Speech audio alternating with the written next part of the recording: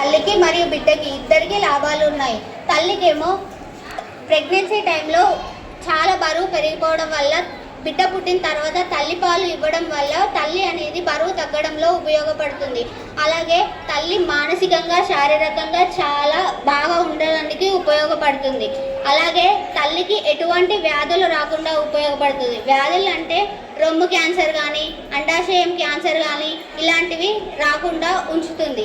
అలాగే తల్లితోనే బిడ్డకి అన్ని రకాల పోషకాలు అనేవి అందుతాయి. కాబట్టి తల్లి ఎప్పుడూ మంచి ఆహార పదార్థాలని తీసుకోవాలి.